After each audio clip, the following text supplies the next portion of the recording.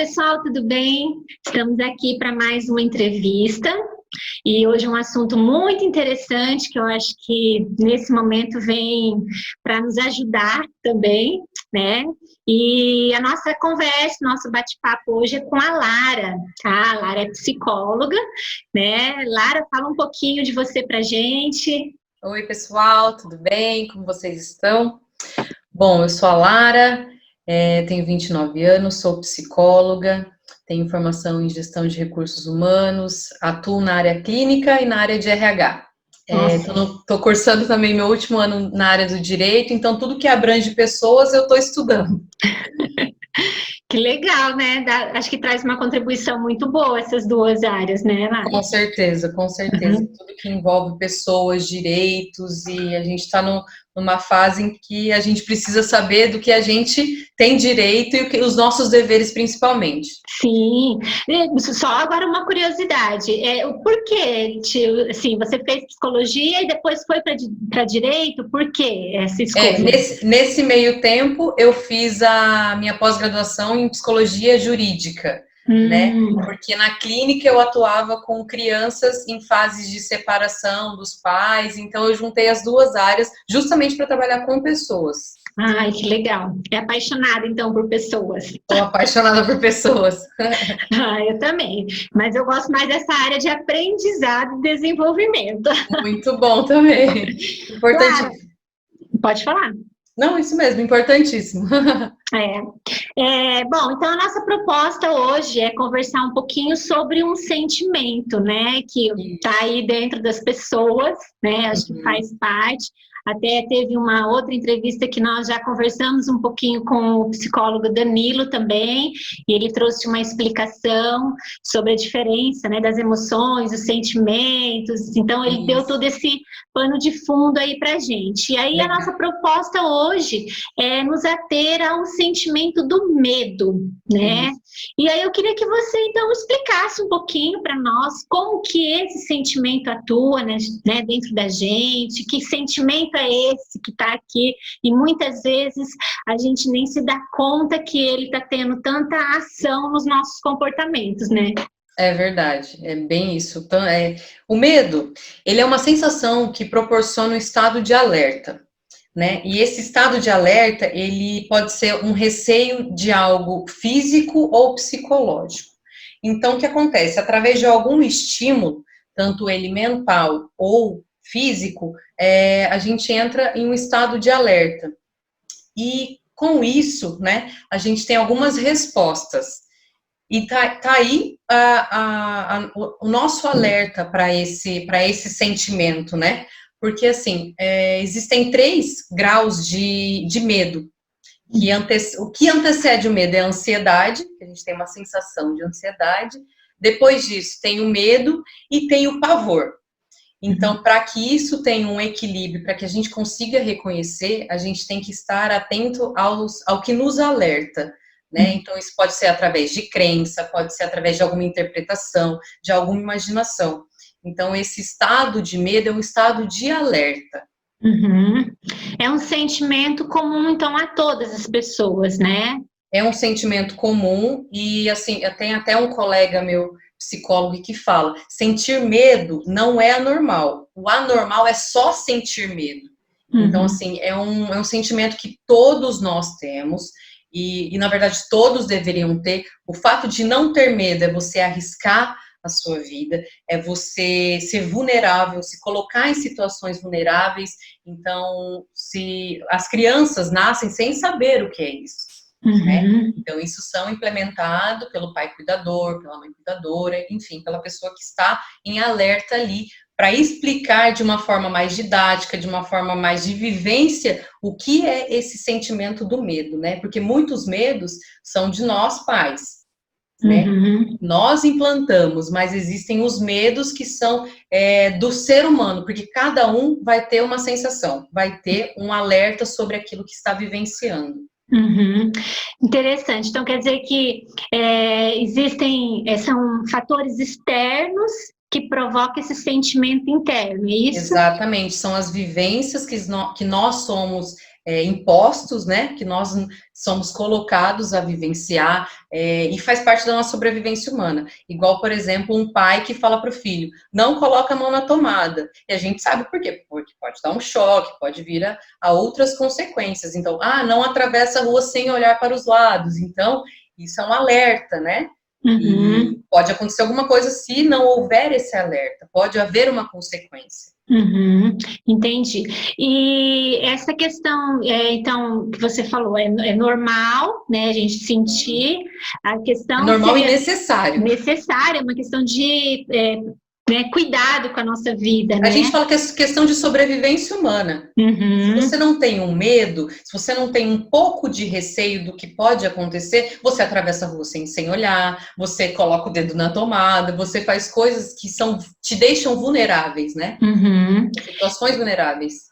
E aí o anormal seria, então, ou não sentir, ou sentir demasiado, é isso? Sentir demasiado, porque a pessoa que tem essa sensação demasiada, faz com que ela não tenha relação social, faz com que ela crie outras, que ela adquira outras patologias, como ansiedade, fobia, ataques de pânico e infinitas, né? Uhum. Então, esse equilíbrio do medo é necessário. Uhum, legal. E a ansiedade, então, ela está ligada ao medo, é isso? Com certeza. A escala dos graus do medo funciona. Ansiedade, medo e pavor. Então, a ansiedade, ela antecede, é um sofrimento antecipado de algo que pode ou não acontecer. Que daí vem o medo e vem o pavor, que daí pode gerar fobia, né? Igual aracnofobia, podofobia, tem várias, infinitas fobias. São decorrentes desse medo não trabalhado. Entendi. E interessante, eu não sabia mesmo dessa questão da ansiedade que antecede o medo. Sim. E aí, pensando nos dias de hoje, né, que a gente vê tantas pessoas que desenvolvem alguns comportamentos excessivos por conta de uma ansiedade, não é? Com certeza. A ansiedade está ligada, assim, a maioria das patologias, né? A gente fala muito em, você está sofrendo por antecedência, né? Então, essa ansiedade, ela gera uma série de patologias, tanto compulsão, quanto outras patologias que têm a ver com a ansiedade, tanto para o mais quanto para o menos, né? Que aí tem a questão, às vezes, da pessoa comer, né, demais. Exatamente, a compulsividade, comprar demais, acumular vícios, demais. Né? Isso, vícios também. Isso. Muito bacana. Há uma transferência, né? Na falta de algo, no excesso de algo, existe a transferência para a compulsão e outras prioridades, é isso. E o medo, ele vai atuar da mesma forma na vida de uma criança e na vida de um adulto? Não, que nem eu falei anteriormente, o medo, ele é um sentimento único de cada ser humano, né? Tá. Então, assim, a construção desse medo na pessoa vai de acordo com as vivências. Se isso foi trabalhado na infância, se isso foi observado e não tratado como um sentimento de frescura, porque muitas vezes isso é tratado como uma frescura. Meu filho tem medo de dormir no escuro, mas por que ele tem medo de dormir no escuro? Você já perguntou? Eu ouvi um relato uma vez que o menino não dormia no escuro. E o pai, todas as vezes, acordava de madrugada, acendia todas as luzes e presenciava aquilo com raiva. Entendi. Então, isso gerava um medo maior, porque ele sabia que o pai ia entrar com raiva. Aí, depois de muito conversar, o pai entrou com calma e sentou com o filho e falou, por quê? Por que você tem medo? Porque o ladrão vai entrar e pegar o presente que a vovó ia me dar. Então, era uma coisa pequena. Olha. Uma coisa que ele estava imaginando, né? Exatamente. Aí, o que o pai fez nesse caso? Pegou o filho, andou pela casa, mostrou, olha, tem o cão de guarda, tem a rede elétrica, então não vai entrar. Fique tranquilo, o seu presente está aqui. Então, uma coisa mais, assim, didática, mais no lúdico. E foi simples, foi uma coisa simples que, assim, isso poderia ter se tornado uma coisa muito maior na vida adulta. Nossa. Porque existem muitas falhas na infância que vão ser levadas para a vida adulta. Sim. Então, os medos são diferentes porque as pessoas são diferentes, são individuais, são seres individuais. Uhum. Sim, ô Lara, e aí a gente vê tanto hoje ainda uma prática que eu tento trabalhar muito, né, com até os pais, os professores, essa questão da comparação. Sim. E às vezes, até no medo pode acontecer isso, né? Tipo, eu, como mãe, avaliar o medo da minha filha, como você falou, uma frescura ou uma coisa qualquer, porque não foi uma vivência minha, né? Então, às vezes eu falo assim, gente, mas eu quando criança, ou eu não sei, ou outro filho que talvez tem, né? E aí a gente entra nesse nível de comparação. Então, se o medo é uma coisa muito particular de cada pessoa, a gente também deve respeitar até o medo. Exatamente, deve respeitar, porque assim, existem muitos paradigmas entre famílias e é nessas comparações que a gente vê a cultura de cada um. O fato de você comparar gera uma questão de competitividade. É igual, não está andando ainda? Então, assim, não deveria existir essa competitividade, essa comparação entre, mas meu filho dorme no escuro, desde tal idade. Tudo bem, mas foi a vivência que ele teve, foi a experiência que ele teve. Que ótimo, parabéns para o seu filho. Então, assim, o fato de comparar gera uma competitividade que é desnecessária. Uhum. E aí a gente também tem que ter esse cuidado, tanto de comparar, como você falou, então, também de projetar, né? Exatamente. Porque aí, como mãe, a gente pode também projetar um medo na vida da criança que não era aquele medo, né? É porque, assim, inconscientemente, algumas vezes, nós nos sentimos ameaçados porque, o filho de tal pessoa faz isso e meu filho não consegue. Isso gera uma ansiedade na criança que pode vir para o medo e pode gerar um pavor. Então, essa transferência da coisa adulta para a criança tem que ter muito, muito cuidado, tem que ser muito bem trabalhado. Sim, estava lembrando agora até de uma experiência minha, sabe? A minha filha mais velha, ela nasceu prematura. Então, ela nasceu muito pequenininha, até tive que sair do hospital e ela ficou no hospital, né? Foi sentimentos muito difíceis para mim, assim, deixar ela lá na incubadora e tudo mais. E aí, quando ela veio para casa, ela era muito pequena, então, assim, o que eu fiz? Eu tinha aquele Moisés, né? E eu colocava do lado da minha cama. Eu tinha medo dela, de repente, chorar ou dela virar aquela coisa que toda mãe acho que deve ter. Toda mãe. E ainda mais numa situação dessa em que a criança está mais fragilizada. E eu lembro que, para mim, foi uma construção eu ter que tirar ela do quarto, porque eu tinha medo. Entendeu? Então, eu tive que, assim, eu comecei colocando no corredor, olha só, né? E fui distanciando ela de mim, entendeu? Mas isso deve acontecer em tudo. O processo da desmistificação do medo é uma desmistificação sistemática. Ela deve ser feita gradualmente. Ela deve, às vezes, um profissional pode te auxiliar isso por trás, né? Te encorajando a fazer isso, te mostrando ambos os lados, o que isso vai gerar de positivo na vida do seu filho. Enfim, então, isso é gradativo. Igual você foi para o corredor, depois foi mais um pouquinho. Isso. E, assim, não adianta você ir de uma expectativa para a realidade já, de fato, né? Então, assim, você precisa desmistificando tudo isso.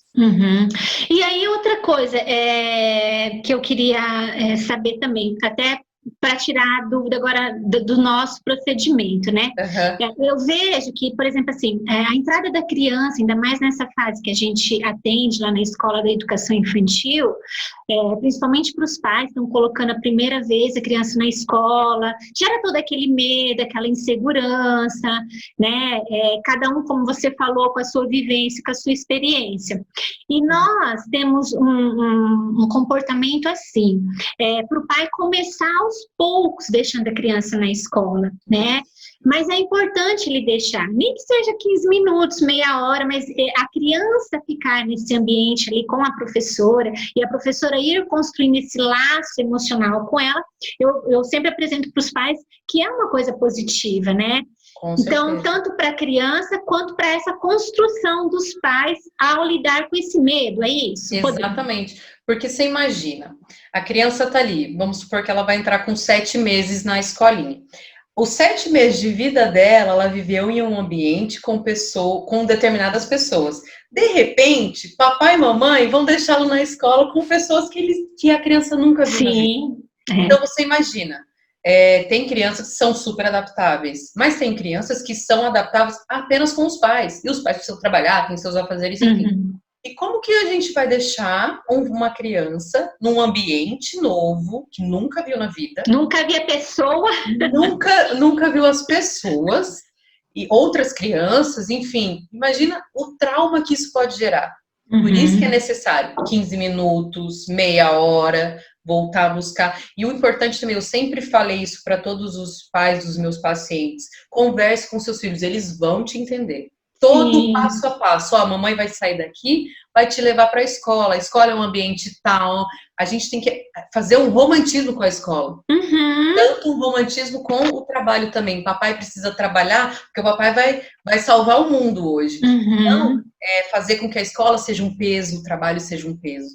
Né? Então, assim, esse processo de deixar gradativamente o filho na escola é essencial, porque imagina, tirar de um ambiente é igual quando sai da barriga, entrou para o mundo, e aí? Como é que vai ser? É por isso que a evolução da criança, ela é muito rápida, porém ela necessita de um cuidado, de atenção, ela é vulnerável. Deixar uma criança vulnerável num lugar onde é desconhecido para ela, você imagina o que pode causar. Esse processo que vocês fazem de 15 minutos, meia hora, 1 hora, e aumentando esse espaço de distanciamento é importantíssimo.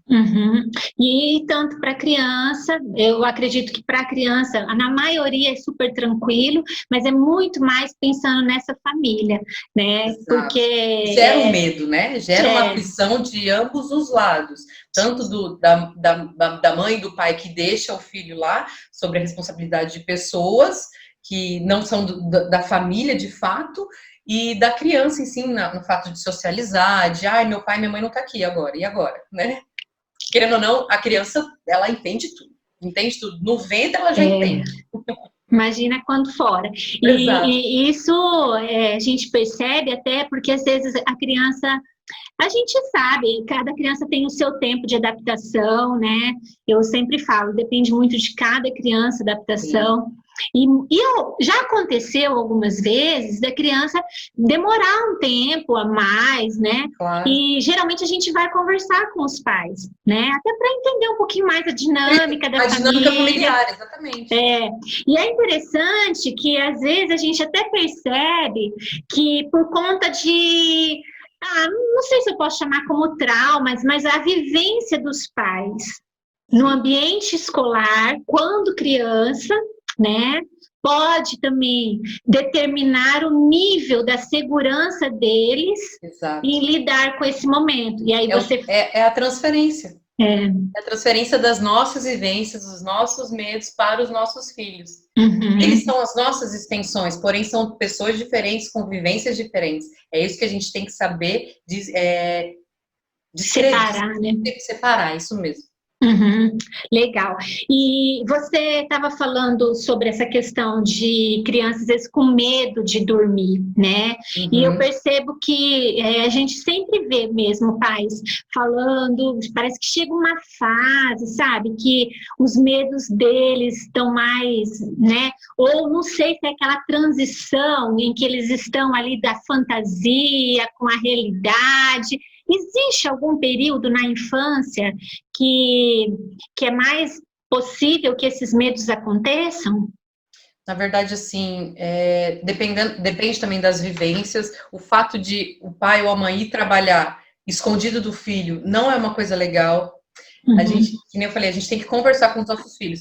Mas perto ali dos 10 anos, que a criança está começando a entender mais as coisas sobre o que é certo, o que é errado, de acordo com a dinâmica da casa, do que se deve fazer, do que é lei, do que não pode, igual agora essa pandemia.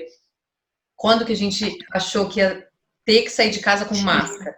Como explicar isso para uma criança menor, né? Ela vai ter um pouco de dificuldade de entender o porquê disso. Ela vai usar porque ela acha que é moda, entendeu? Então, existe uma fase na infância, não tem uma idade certa, mas existe, dependendo da vivência, de como é a evolução, de como é o desenvolvimento dessa criança, mas o fato de ter conversa dentro de casa, isso diminui muito essas sensações, esses medos, essa transferência de fantasia do que é realidade. Né? Mas, de fato, não tem uma idade real. Mas é mais ali quando a criança está começando a entender o que é real. Né? O que é real de fato, o que está acontecendo lá fora, 10 a 13 anos, no início da adolescência ali. Porque a partir dos 3 ela vai começar a ter memória, ela vai começar a lembrar das coisas, né? Antes disso, é tudo muito novo, é tudo novidade, é tudo aprendizado, né? Que até os 2 anos é a fase oral, então, assim, tudo ela vai experimentar pela boca. Né? Então, daí a partir dos 3 anos, vai começar a entender alguma coisa, dos 5 aos 10, vai entender um pouco sobre medo, sobre o que pode, o que não pode, dos 10 em diante, já vai ter uma noção de ela tem mais essa construção já formada, né? Isso mesmo. E eu percebo mesmo que a partir daí dos 4 anos e pouquinho, 5 anos, eles estão nesse auge do mundo da fantasia e parece que tudo torna-se vida, né? Exato. Então, eu acho que está um turbilhão a mente deles. E talvez por isso que eu perguntei se existe algum estudo, se existe alguma ligação a esse período do mundo, do faz de conta deles, em possibilitar essa questão do medo. E o pavor infantil existe? Existe. Existe porque não foi trabalhado a ansiedade nem o medo. Tá. E gera o pavor. Né? Então, ou muitas vezes, no Brasil, nós temos um hábito de dar susto. É verdade. Isso, é um hábito, é uma cultura. Para muita gente isso é normal, mas assim, deve ser evitado, porque isso gera um trauma muito grande, né? Para umas pessoas sim, para outras não. Mas o pavor infantil, ele existe, como a ansiedade, como a depressão, todas as patologias existem também, né? Então, ele deve ser tratado não como uma frescura. Tem o pavor de aranha e coloca uma aranha na frente da criança. Não é assim. Dá um choque. Vou dar um choque de realidade. Não. Então, o brasileiro tem muito essa cultura, né? Nós, brasileiros, temos muito essa cultura de dar susto, Não, você vai enfrentar o medo, né? Porque é um tratamento raiz, mas nem sempre isso dá certo. A grande maioria das vezes não dá certo. Mas existe sim. Sim, e eu até perguntei porque se você, né, você falou que tem essas fases, né, a ansiedade, o medo, o pavor. As escalas de graus, né? Isso, a escala de grau do medo. De grau, Então, nós temos que ficar atento aos sentimentos das crianças, né? E os sentimentos, eles, por exemplo, o medo, ele vai ser expresso através de comportamento, sobre reações, porque é um estado de alerta, né? Então, dependendo da crença da criança, porque a criança também cria uma crença sobre algo, sobre alguém. Então, dependendo das vivências, da crença, das observações, de alguma interpretação de alguma coisa, isso pode gerar um medo, né? Então, o fato de o pai sentar com o filho e perguntar: me explica o que você tem medo? No escuro, o que você imagina que pode acontecer? E a partir dali, de alguma forma, ou recorrendo a algum profissional, a gente conseguir desmistificar isso e fazer com que a criança consiga, de alguma forma, ir encorajando a enfrentar esse medo, para que não se torne uma fobia. Porque o estágio assim, mais crítico é o pavor, realmente, que é após o medo, é o pavor que pode gerar a fobia, pode gerar algumas dificuldades de relação social, enfim. Tá.